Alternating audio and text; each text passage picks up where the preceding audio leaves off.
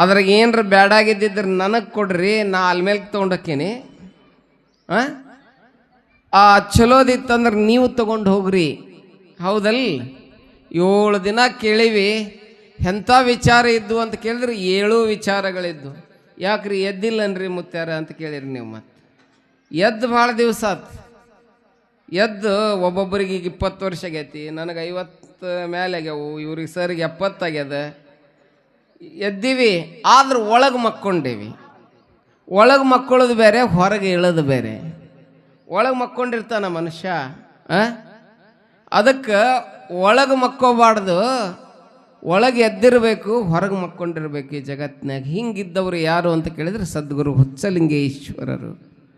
ಒಳಗೆ ಎದ್ರು, ಎದ್ದು ಏನು ಮಾಡಿದರು ಅಂತ ಕೇಳಿದ್ರೆ ಎಂತೆಂಥ ಪುಣ್ಯದ ಕಾರ್ಯ ಮಾಡಿದರು ಅಂತ ಕೇಳಿದರೆ ಅನಂತ ಲೀಲೆಯನ್ನು ಅವರಿಲ್ಲಿ ಮಾಡ್ಕೊಂಡು ಬರ್ತಾರೆ. ಮಂಜು ಲೈಟ್ ಹತ್ತೈತಿ ನೋಡಿದ್ರು. ಅನಂತ ಲೀಲೆಗಳನ್ನು ಮಾಡ್ಕೊಂಡು ಬರ್ತಾ ಇದ್ದಾರೆ ಅವರು. ನಿನ್ನೆ ಎಲ್ಲಿ ಬಂದಿದ್ದಾರೆ ಅವರು ಅಂತ ಕೇಳಿದರೆ ಚಂದ್ರಗಿರಿಗೆ ಬಂದಿದ್ದಾರೆ. ಚಂದ್ರಗಿರಿಗೆ ಬಂದಿದ್ದಾರೆ. ಚಂದ್ರ ತಾಯಿ ಅವರಿಗೆ 41 ದಿನದ ಅನುಷ್ಠಾನದ ಫಲವಾಗಿ ಏನು ಮಾಡ್ಯಾರ ಅಂತ ಕೇಳಿದರೆ ಚಂದ್ರಾಯುಧವನ್ನು, ಆಶೀರ್ವಾದವನ್ನು ಕೊಡುವಂಥವರಾಗಿದ್ದಾರೆ. ನಿನ್ನೆ ಏನು ಪಡ್ಕೊಂಡಾರ? ಚಂದ್ರ ತಾಯಿಯಿಂದ ಚಂದ್ರಾಯುಧವನ್ನು, ಆಶೀರ್ವಾದವನ್ನು ಪಡೆದುಕೊಂಡು ಒಬ್ಬ ಧೀಮಂತನಾಗಿ ಆಧ್ಯಾತ್ಮದ ಚೈತನ್ಯ ಪುರುಷನಾಗಿ ಏನಾಗಿದ್ದಾರೆ ಅಂತ ಕೇಳಿದರೆ ಹೊಳೆಯುವಂಥವರಾಗಿದ್ದಾರೆ. ಹೊಳೆಯುವಂಥವರಾಗಿದ್ದಾರೆ. ಆ ಹಾವಾಗಿ ಬಂದಿದೆ. ಹಾವಾಗಿ ಬಂದಾಗ ಹಾವನ್ನು ಯಾರೂ ಹಿಡಿದಿಲ್ಲ. ಆ ಹಾವು ಏನಾಗಿದೆ ಅಂತ ಕೇಳಿದರೆ ಅಮೃತ ಕಲಶವಾಗಿದೆ.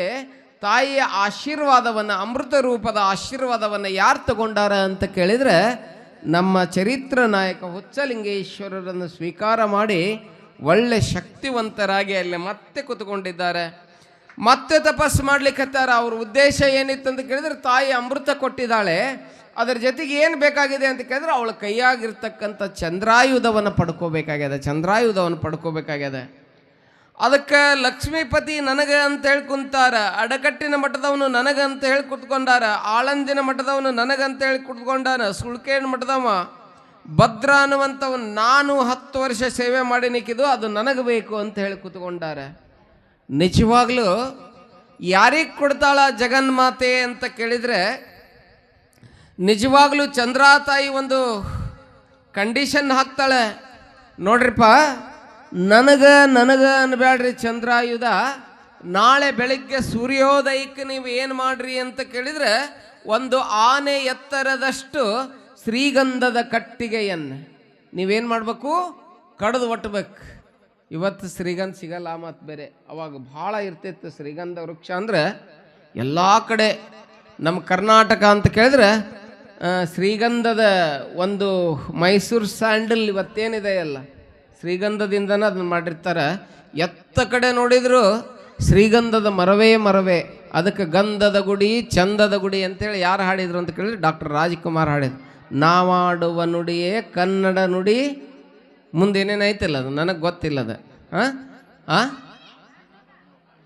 ನಾವಾಡುವ ಭಾಷೆ ನೋಡ್ರಿ. ಆ ಎಲ್ಲ ಹಾಡರ್ಲಿ ನೀವೆಲ್ಲ ಕೇಳಿದಿರಿ.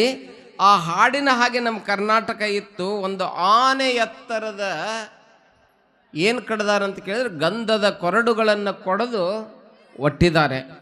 ಒಟ್ಟಬೇಕು ನೀವೆಲ್ಲ. ಒಟ್ಟಿ ಅದರೊಳಗೆ ನೀವು ಅಗ್ಗಿಯನ್ನು ಏನು ಮಾಡ್ಬೇಕಂತ ಕೇಳಿದ್ರೆ ಅಗ್ಗಿ ಪುಟು ಮಾಡ್ಬೇಕು. ಅದಕ್ಕೆ ಆ ಅಗ್ಗಿಯಲ್ಲಿ ಉರಿಯುವ ಅಗ್ನಿಯಲ್ಲಿ, ಬೆಂಕಿಯಲ್ಲಿ ನಾನು ಬರ್ತೀನಿ, ನನ್ನನ್ನು ಯಾರು ಎತ್ಕೊಂತಾರ ಅವರಿಗೆ ನಾನು ಚಂದ್ರಾಯುಧ ಕೊಡ್ತೀನಿ ಅಂತಾರೆ. ಯಾರ್ಯಾರು ಟಕ್ರಿದ್ರಲ್ಲ ಹೋಗ್ಬೇಕಲ್ಲ, ಅಲ್ಲಿ ಬೆಂಕಿ ಹತ್ರ ಹೋಗ್ಬೇಕಲ್ಲ. ಮರುದಿವಸ ಬೆಳಿಗ್ಗೆ ಆನೆಯಷ್ಟು ಎತ್ತರ ಬೆಂಕಿಯನ್ನು, ಕಟ್ಟಿಗೆಯನ್ನು ಒಡ್ತಾರೆ. ಅಪ್ಪ ನೀವೊಂದಿಷ್ಟು ಸುಮ್ಮನೆ ಇದ್ರೆ ಚಲೋ ಆಗತ್ತ. ಏ ತಮ್ಮ ಒಂದು ಸ್ವಲ್ಪ ಶಾಂತತೆ ಕಾಪಾಡ್ಕೊಡ್ರಿ. ಸೂರ್ಯೋದಯದ ಹೊತ್ತಿಗೆ ಏನು ಒಡ್ತಾರೆ ಅಂತ ಕೇಳಿದ್ರೆ ಕಟ್ಟಿಗೆಯನ್ನು ಒಡ್ತಾರೆ. ಕಟ್ಟಿಗೆಯನ್ನು ಒಟ್ಟಿ ಅದಕ್ಕೆ ಅಗ್ನಿ ಪುಟು ಮಾಡ್ತಾರೆ. ಅಗ್ನಿ ಧಗಾಧಗ ಉರಿತಾ ಇರ್ತದೆ. ಭಯಂಕರವಾದ ಅಗ್ನಿ, ಸಮೀಪಿಸುದ ಬರ್ಸಿಕೊಡ್ತಿರಂಗಿಲ್ಲ. ಆದರೆ ಯಾರಿಗೆ ಸಮೀಪ ಬರೆಸ್ಕೊಡ್ತು ಅಂತ ಕೇಳಿದ್ರೆ, ತನುವಿನಲ್ಲಿ ನಿರ್ಮೋಹ, ಮನದಲ್ಲಿ ನಿರಹಂಕಾರ, ಪ್ರಾಣದಲ್ಲಿ ನಿರ್ಭಯ, ಚಿತ್ತದಲ್ಲಿ ನಿರಪೇಕ್ಷೆ, ವಿಷಯದಲ್ಲಿ ಉದಾಸೀನ, ಭಾವದಲ್ಲಿ ದಿಗಂಬರ, ಜ್ಞಾನದಲ್ಲಿ ಪರಮಾನಂದ ನೆಲೆಗೊಂಡ ಬಳಿಕ ಸೌರಾಷ್ಟ್ರ ಸೋಮೇಶ್ವರ ಬೇರಿಲ್ಲ ಕಾಣಿರೋ ಅಂತ ಹೇಳಿ ಶರಣರು ಹೇಳ್ತಾರಲ್ಲ. ನಮ್ಮ ಹುಚ್ಚಲಿಂಗೇಶ ಹೆಂಗಾಗಿದ್ದ ಅಂತ ಕೇಳಿದ್ರೆ, ಈ ವಚನಕ್ಕೆ ವ್ಯಾಖ್ಯಾನ ಆಗಂಗಿದ್ದ. ಯಾವ ಬೆಂಕಿ ಏನು ಮಾಡ್ತದ? ಹರಿಯುವ ಹಾವನ್ನು ಹಿಡಿದು ಅಮೃತವನ್ನು ಕುಡಿದಿದ್ದ. ಆ ಉರಿಯುವ ಬೆಂಕಿಯಲ್ಲಿ ಸೂರ್ಯೋದಯ ಆಗ್ತಾ ಇರ್ತದ, ಒಂದು ಕಡೆ ಸೂರ್ಯನ ಉದಯ ಆಗ್ತಾ ಇರ್ತದೆ. ಆ ಸೂರ್ಯನ ಉದಯದೊಂದಿಗೆ ಉರಿಯುವ ಅಗ್ನಿಯಲ್ಲಿ ಯಾರು ಪ್ರತ್ಯಕ್ಷಾಕಾರ ಅಂತ ಕೇಳಿದ್ರೆ, ಜಗನ್ಮಾತೆ ಪ್ರತ್ಯಕ್ಷಾಕಾಳ, ಚಂದ್ರ ತಾಯಿ ಪ್ರತ್ಯಕ್ಷಾಕಾಳ. ಉರಿತಾ ಇರ್ತತಿ, ಭಯಂಕರ. ಸಮೀಪ ಕೊಡ್ತಿರಂಗಿಲ್ಲ, ಯಾರೂ ಹೋಗ್ಲಿಕ್ಕೆ ಇಷ್ಟಪಡೋದಿಲ್ಲ ಬೆಂಕಿ ಹತ್ರ. ಎಲ್ಲಿ ಹೋಗೋದು, ಅಲ್ಲಿ ಬೇಡ ಅಂತ ಹೇಳಿ ನನಗೆ ಚಂದ್ರಾಯುಧ ಅಂತಿದ್ರಲ್ಲ, ಆ ಯಾರು ಹೋಗ್ಲಾರ್ದಂಥ ಸಂದರ್ಭದಲ್ಲಿ ಯಾರು ಹೊಕ್ಕಾರ ಅಂತ ಕೇಳಿದ್ರೆ, ನಾನು ಹೋದ್ರೆ ತಾಯಿ ಮಡಿನಲ್ಲಿ ಕೂಡುವಲ್ಲೆಕ್ಕ ಅಂತ ಹೇಳಿ ಆ ತಾಯಿಯನ್ನು ನೆನೆತಾ ಉರಿಯುವ ಅಗ್ನಿಯಲ್ಲಿ ಯಾರು ಹೋಗಿಬಿಡ್ತಾರಂತ ಕೇಳಿದ್ರೆ, ನಮ್ಮ ಹುಚ್ಚಲಿಂಗ ಪ್ರವೇಶ ಮಾಡಿಬಿಡ್ತಾನೆ. ಅದು ನಿಜವಾಗ್ಲೂ ಉರಿತಿರ್ಲಿಲ್ಲ. ಉರಿ ತಣ್ಣಗಾಗಿತ್ತಿ ಪುಣ್ಯಾತ್ಮನಿಗೆ. ನೀನೊಲಿದರೆ ಕೊರಡು ಕೊನರುವುದಯ್ಯ, ನೀನೊಲಿದರೆ ಬರಡು ಹಯನಹುದಯ್ಯ, ನೀನೊಲಿದರೆ ವಿಷವೆಲ್ಲ ಅಮೃತವಹುದಯ್ಯ, ನೀನೊಲಿದರೆ ಸಕಲ ಪಡಿ ಪದಾರ್ಥಗಳು ಇದರಲ್ಲಿ ಇರ್ಪವು ಕೂಡಲ ಸಂಗಮ ದೇವ. ಪರಮಾತ್ಮ ಕೃಪೆ ಆಗಿತ್ತು ಅಂತ ಕೇಳಿದ್ರೆ, ಉರಿಯುವ ಬೆಂಕಿ AC ರೂಮ್ ಆಗಿ ಪರಿವರ್ತನೆ ಆಗ್ತದೆ. ಅದಕ್ಕೆ ಅವನ ಕೃಪಾ, ಗ್ರೇಸ್ ಆಫ್ ಗಾಡ್ಸ್. ಆ ಡಿವಿನಿಟಿ ಅನ್ನುವಂಥದ್ದೇನಿದೆ ಎಲ್ಲ, ಆ ಸ್ಪಿರಿಚುವಾಲಿಟಿ ಅನ್ನುವಂಥದ್ದೇನಿದೆ ಎಲ್ಲ, ಮನುಷ್ಯನನ್ನು ಭಾಳ ಎತ್ತರಕ್ಕೆ ಒಯ್ತದೆ. ಹಂಗೆ ಹುಚ್ಚಲಿಂಗ ಅದರ ಪ್ರವೇಶ ಮಾಡಿದಾಗ ಬೆಂಕಿ ಸುಡಲಿಲ್ಲ. ತಾಯಿ ಜಗನ್ಮಾತೆ ನೋಡಿ ನಗಾಕತ್ತಾಳೆ. ಸರ್ವ ಮಂಗಲ ಮಾಂಗಲ್ಯ ಶಿವೇ ಸರ್ವಾರ್ಥ ಸಾಧಕೆ ಶರಣ್ಯೆ ತ್ರಯಂಬಕೆ ಗೌರಿ ನಾರಾಯಣಿ ನಮೋಸ್ತುತೆ ಅಂತ ಹೇಳಿ ಅವಳ ಸ್ತುತಿಯನ್ನು ಮಾಡ್ತಾ ಆ ಅಗ್ನಿ ಪ್ರವೇಶವನ್ನು ಮಾಡಿದಾಗ ತಾಯಿ ನೋಡಿ ನಗಾಕತ್ತಾಳ. ಇಷ್ಟು ಮಂದಿ ಅದಾರ, ನಿಜವಾದವರು, ನನಗೆ ಬೇಕಾದವ್ರು ಯಾರದಾರ, ನೀವು ಒಬ್ಬನದಿನೋ ಅಂತಾರ ಒಳಗೆ ಕೂತ್ಕೊಂಡು ತಾಯಿ ಅಂದು. ಹಿಂಗೆ ಅಂಗೈ ಎತ್ತಿ ಮಗನ ಎತ್ಕೊಂತಾಳಂತ ತಾಯಿ ಆ ಬೆಂಕಿ ಒಳಗಡೆ. ಯಾವ ಹುಚ್ಚಲಿಂಗನನ ಅಂಗೈಯಾಗ ಎತ್ಕೊಂತಾಳ ಮಗುವಿನಂತೆ. ಎತ್ಕೊಂಡು ತಲೆ ಮ್ಯಾಗ ಕೈ ಇಟ್ಟು ಬೆನ್ನ ಮೇಲೆ ಚಪ್ಪುರಿಸಿ, ಹೆಂಗೆ ನಿಮ್ಮ ಮಕ್ಕಳಿಗೆ, ನೀವು ಮುದ್ದು ಮಕ್ಕಳಿಗೆ ಮಾಡ್ತಿರ್ತೀರಲ್ಲ, ನೀವು ಗದ್ದ ಹಿಡಿತೀರಿ, ಏನೇನೋ ಹಿಡಿದ್ದು ಅವ್ರಿಗೇನೋ ಒಂದು ಪ್ರೀತಿ ತಾಯಿ ಹತ್ರ ನಿಮ್ಗೆ ಗೊತ್ತಿರ್ತೈತೆ. ಅದು ಹಂಗೆ ಮಾಡಿ ಏನೇನೋ ಮಾಡಿ ಅಳ್ತಿತ್ತಂದ್ರೆ ಅದನ್ನೇನೋ ಅಂತಾರಲ್ಲ, ಅಳುವ ಕಂದನ ತುಟಿಯು ಹವಳದ ಕುಡಿ ಹಂಗ ಕುಡಿ ಹುಬ್ಬು ಬೇವಿನ ಹೆಸರಳಂಗ ಕಣ್ಣೋಟ ಶಿವನ ಕೈ ಅಳಗು ಹೊಳೆದಂಗ ಅಂತ ಅಂತಾರಲ್ಲ. ನಾವು ಗಂಡ್ಮಕ್ಳು ಹಿಡ್ಯಾಕೆ ಹೋದ್ರೆ ಹುಡುಗರು ಇನ್ನೂ ಹೆಚ್ಚಿಗೆ ಅಳಕತ್ತಾವ. ನಿಮ್ಮ ಕೈಯಾಗ ಏನು ಮಂತ್ರ ಇರ್ತೈತೆ ಗೊತ್ತಿಲ್ಲ, ನೀವು ಬರೇ ಮುಟ್ಟು ಒಂದು ಸ್ವಲ್ಪ ಹಿಂಗೆ ಏನೋ ಮಾಡಿರ್ತೀರಿ, ಚಿಟ್ಟಿ ಗಿಟ್ಟಿ ಕಟ್ಟಿರ್ತೀರಿ ನೀವು ಒಟ್ಟು ಗಂಡಿಲ್ದಾಗ. ಹಿಂಗೆ ಹಿಡ್ಕೊಂಡು ಬಿಟ್ರಿ ಅಂದ್ರೆ ಅವು ಅಳುವು ಮಗು ಏನು ಹಾಕಿಬಿಡ್ತಾವಂತ ಕೇಳಿದ್ರೆ ಸುಮ್ಮನೆ ಬಿಡ್ತಾವೆ. ಅದಕ್ಕೆ ಗಂಡ್ಮಕ್ಳು ಬಗಲಾಗ ಏನ್ರಿ, ಗಂಡ್ಮಕ್ಳು ಬಗಲಾಗ ಹಾಂ ಸರ್ ಹೇಳಕತ್ತಾರೆ. ಈಗ ಗಂಡ್ಮಕ್ಳು ಬಗಲಾಗ ಕೂಸು ನಿಲ್ಲಂಗಿಲ್ಲ, ಹೆಣ್ಮಕ್ಳು ಬಾಯಾಗ ಯವ್ವ. ಇದು ಒಂದು ಭಾಳ ಅನಾಹುತ ನೋಡು. ಯಾವುದೋ ಒಂದು ಜಾನಪದಾಗ ಹಾಡ್ತಾರೆ, ಭಾಳ ಚಂದ ಹೇಳ್ತಾರೆ. ಅದು ಏನು ಹೇಳ್ತಾರಂತ ಕೇಳಿದ್ರೆ, ಕುದುರೆ ಕಾಲಿಗೆ ನಾಲ್ ಬೇಕು, ಚಹಾ ಕಾಸಕ್ಕೆ ಹಾಲು ಬೇಕು. ಕುದುರೆಗೆ ಕಾಲಿಗೆ ನಾಲಿದ್ರೆ ಚಲೋ ಇರ್ತೈತೆ ಅಂತ, ಬೀಗರು ಬಂದ್ರೆ ಹಾಲು ಬೇಕು. ಎದಕ್ಕೆ ಅಂತ ಕೇಳಿದ್ರೆ ಚಹಾ ಕಾಸಕ್ಕಂತ. ಸಣ್ಣ ಮಕ್ಕಳಿಗೆ ನಿದ್ದೆ ಬೇಕು, ಮನೇನ ಹಿರಿಯರಿಗೆ ಬುದ್ಧಿ ಬೇಕು. ಸಣ್ಣ ಮಕ್ಕಳಿಗೆ ನಿದ್ದೆ ಹಾಕ್ಬೇಕಂತ ಕೇಳಿದ್ರೆ ದೇಹ ಬೆಳವಣಿಗೆ ಹಾಕಿರ್ತತಿ. ಆ ನಿದ್ದೆ ಮಾಡೋದ್ರಿಂದ ಅವು ಮಕ್ಕಳು ಬೆಳಿತಾವಂತ. ಸಣ್ಣ ಮಕ್ಕಳಿಗೆ ನಿದ್ದೆ ಬೇಕು, ಮನೇನ ಹಿರಿಯರಿಗೆ ಬುದ್ಧಿ ಬೇಕು. ಅವು ಹೆಚ್ಚಗರಿದ್ರೆ ಮನೆ ಹೆಚ್ಚಗರ ಹೋಗಿರ್ತತಿ. ಅದಕ್ಕೆ ದೊಡ್ಡ ಮನೆ ಯಾರು ನಡೆಸ್ತಿರ್ತಾರಲ್ಲ, ಹಿರಿಯರು ಇರ್ತಾರಲ್ಲ ಮನ್ಯಾಗ, ಅವ್ರಿಗೆ ಬುದ್ಧಿ ಇರ್ಬೇಕಂತ. ಹೆಂಗಾರು ನಡೆಸ್ಬಾರ್ದು, ಮನೆ ಚಲೋ ನಡೆಸ್ಬೇಕು, ಎಲ್ಲರನ್ನ ಕರ್ಕೊಂಡು ಹೋಗಿರ್ಬೇಕು. ಮನೇನ ಹಿರಿಯ ಬುದ್ಧಿ ಬೇಕಾ? ಹೆಣ್ಣು ಮಕ್ಕಳಿಗೆ ಸುದ್ದಿ ಬೇಕಾ? ಹೆಣ್ಣು ಮಕ್ಕಳಿಗೆ ಯಾಕೆ ಸುದ್ದಿ ಬೇಕು? ಎದಕ್ಕೆ ಬೇಕ್ರಿ ಯವ್ವ? ಹೇಳ್ರಿ ಎದಕ್ಕೆ ಬೇಕ್ರಿ ಸರ್?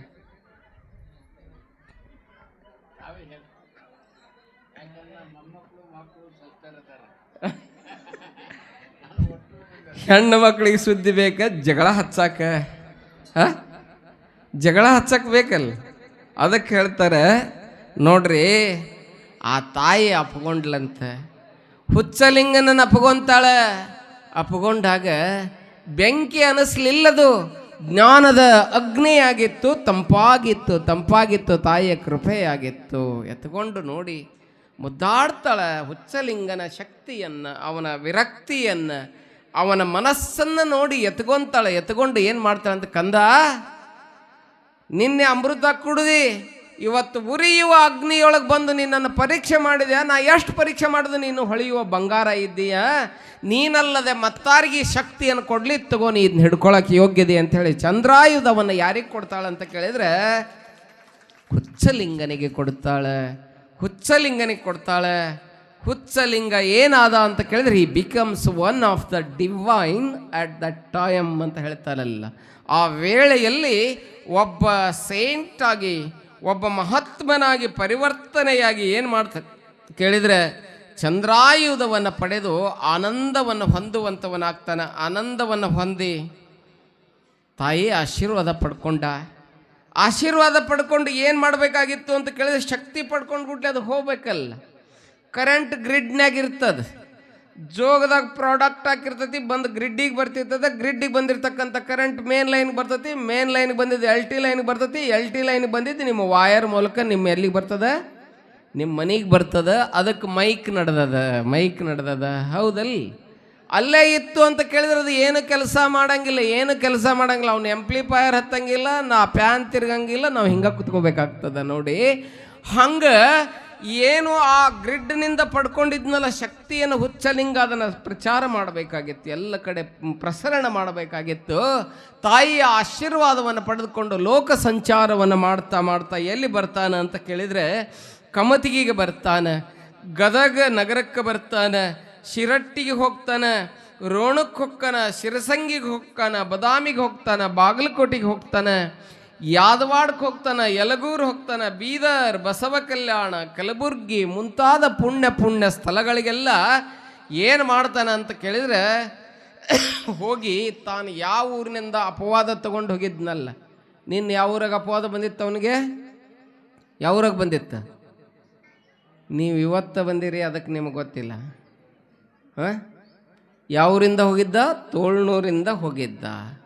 ತೋಳ್ನೂರಿನಲ್ಲಿ ಅಪವಾದ ಕೊಟ್ಟಿದ್ರು, ಹೆಣ್ಣಿನ ಅಪವಾದವನ್ನು ಕೊಟ್ಟಿದ್ರು. ತಗೊಂಡು ಹೋಗಿ ಇಂಥ ಪುಣ್ಯಾತ್ಮನಾಗಿ ಬಂದ. ಆವಾಗ ಜೂನ್ ಮಿರ್ಗಾ ಮೆಂಚಿತ್ತು, ಹೊಲವನ್ನೆಲ್ಲ ಹರಿಗಿದ್ರು. ಜನವೆಲ್ಲ ಏನು ಮಾಡಾಕತ್ತಿದ್ರು ಅಂತ ಕೇಳಿದ್ರೆ, ಹೊಲದಲ್ಲಿ ಬಿತ್ತುವಂಥ ಕಾರ್ಯ ಎಲ್ಲ ಕಡೆ ನಡೆದಿತ್ತು. ಬಿತ್ತುವ ಕಾರ್ಯ ನಡೆದಂಥ ಸಂದರ್ಭದಲ್ಲಿ ನಮ್ಮ ಹುಚ್ಚಲಿಂಗ ಅದೇ ವೇಳೆಗೆ ಎಲ್ಲಿ ಬರ್ತಾನಂತ ಕೇಳಿದ್ರೆ, ತೋಳ್ನೂರಿನ ಗಂಗಾನವರ ಮಲ್ಲಪ್ಪನವರ ಮನೆಗೆ ಬರ್ತಾನೆ.